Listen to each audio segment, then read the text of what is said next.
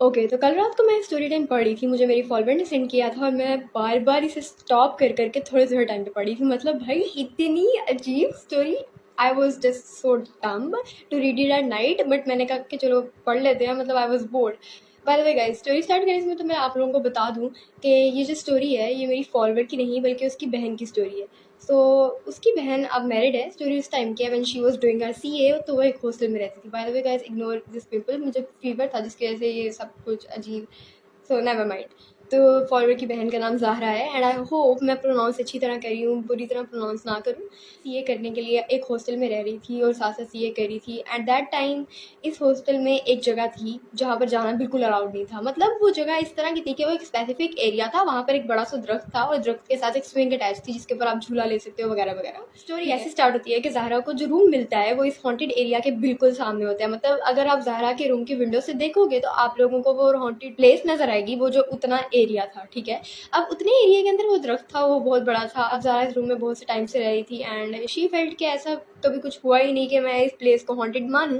But as usual जब बाकी सारे कॉलेज की या बाकी सारे हॉस्टल की बच्चियां इस प्लेस को हॉन्टेड मानती थी तो उसे भी लगता था कि ओके दैट्स इट, मान लेते हैं, क्या ही जाता है हमारा। ठीक है, बट इसके होते हुए कोई ऐसा सीन नहीं हुआ कि जिसकी वजह से वो कहती हाँ भाई यहाँ पर जिन्नात हैं, भाग जो। मतलब ओके, तो उसे लगता था सब रूमर्स हैं, बट वो बिलीव करती थी कि चलो मान लेते हैं।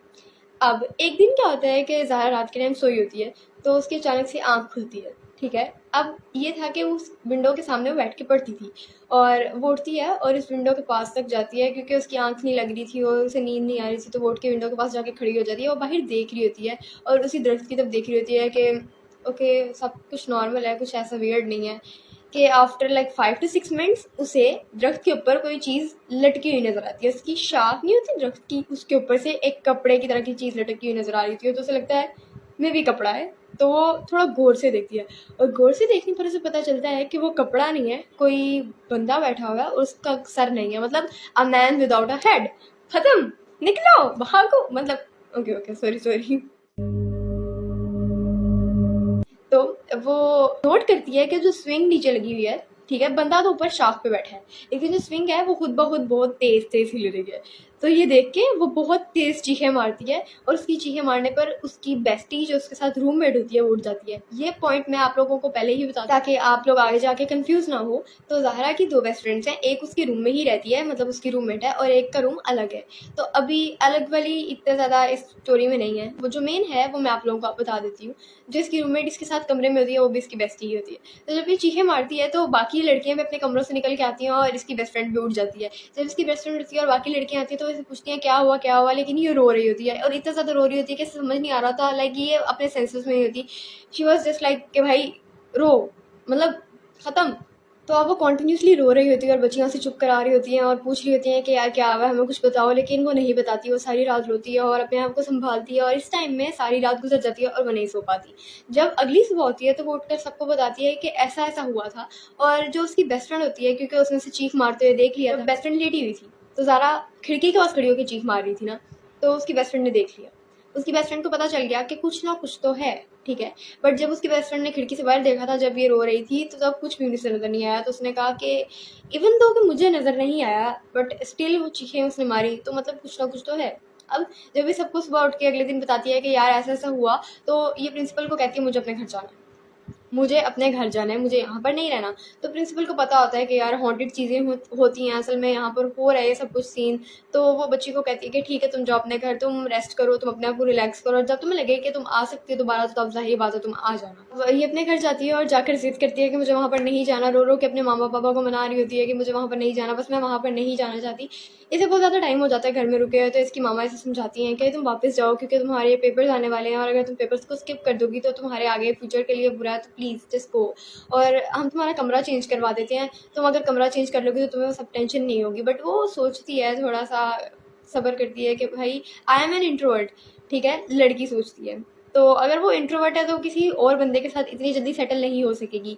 अगर वो अपनी बेस्ट फ्रेंड के कमरे से निकल जाएगी तो जाहिर बात उसकी बेस्ट फ्रेंड तो वहाँ पर ही रहेगी ना, उसका कमरा तो वो नहीं चेंज करेंगे बिकॉज हॉस्टल्स में ये बहुत ज़्यादा सीन होते हैं। तो या वो नहीं करती इतनी जल्दी। वो सोचती है कि अगर मैं निकल गई तो मतलब मैं किसी और के कमरे में जाऊंगी और मे भी उससे मेरी ना बने, तो मैं अपने कमरे में रहती हूँ। तो अपने पेरेंट्स को कहती है ठीक है मैं चले जाती हूँ, बट मैं अपने कमरे में रहूंगी, और इस तरह ये वापस चले जाती है। जब अपने हॉस्टल जाती है, वहाँ पर जाने के बाद इसे लाइक 5-6 वीक्स गुजर जाते हैं, तब उसके करीब एक दिन रात को इसकी आंख खुलती है। इस बार ये विंडो की तरफ नहीं देखती, ना विंडो के करीब जाती है, बिकॉज विंडो पर इस बार पर्दे लगे होते हैं, एंड वो उधर जाना छोड़ देती है पूरी तरह, मतलब विंडो वाली साइड पे जाना, क्योंकि वो अब दोबारा वो सब नहीं देखना चाहती जो उसने देखा था।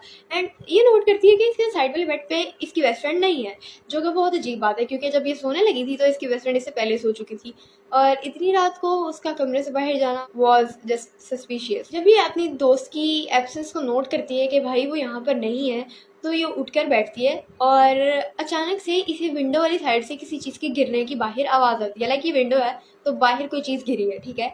इसे समझ नहीं आता कि ये देखे या ना देखे, but actually she and up making a decision कि वो यार बाहर देखेगी। तो वो उठती है और विंडो का पर्दा थोड़ा सा ऐसे करती है और बाहर देखती है कि क्या गिरा, ठीक है। जब वो बाहर देखती है तो वो जो स्विंग होती है उसके ऊपर इसकी दोस्त बैठी होती है, उसके बाल खुले होते हैं और वो हंस रही होती है, जैसे बंदा पूरा मुंह खोल के हंसता है, कहका लगाता है ना, लाइक दैट। और अब सीन ये है कि उसके हंसने की आवाज़ इसे नहीं आ रही, हालांकि आनी चाहिए बट नहीं आ रही। तो जब ये उस विंडो से बाहर देखती है वो सारा सीन, तो ये विंडो से दूसरी तरफ मुंह करती है, डोर्स की तरफ, और बाहर भाग कर जाती है। इस बार ये चीखती नहीं है, कुछ भी नहीं करती, और बाहर जाकर दूसरे रूम्स के डोर नॉक करती है। अब सीन ये है कि यहाँ पर लेफ्ट साइड वाले रूम्स हैं और यहाँ पर राइट साइड वाले रूम्स हैं, मगर दरमियान में जो चलने का रास्ता है ना, इसे एंड पर थोड़े फासले पर अपनी वही दोस्त नजर आती है जो बाहर हंस रही। आई मुझे डर लग रहा है, ओके। तो इसे अपनी दोस्त नजर आती है, और ये अचानक से जिस रूम का डोर इसने नॉक किया होता है वहाँ से एक लड़की बाहर आती है और ये इसके सामने बेहोश हो जाती है। जब ये अगले दिन सुबह सुबह उठती है, प्रिंसिपल और बाकी बच्चे इसे पूछ रहे होते हैं कि तुम्हें क्या हुआ था, बट ये उनको सारी बात नहीं बताती है, बस कहती है कि मुझे एक ख्वाब आया था और मुझे ऐसा लगा कि कुछ बुरा होने वाला है, तो दैट वाज इट। वो पूरी तरह उनको नहीं बताती। तो वो पूछती है कि मेरी दोस्त जो है वो आई थी, और तो सब दूसरे कहते हैं कि जब तुम बेहोश थी तब वो तुम्हें देखने आई थी, लेकिन तुम्हारे उठने से पहले वो चले गई।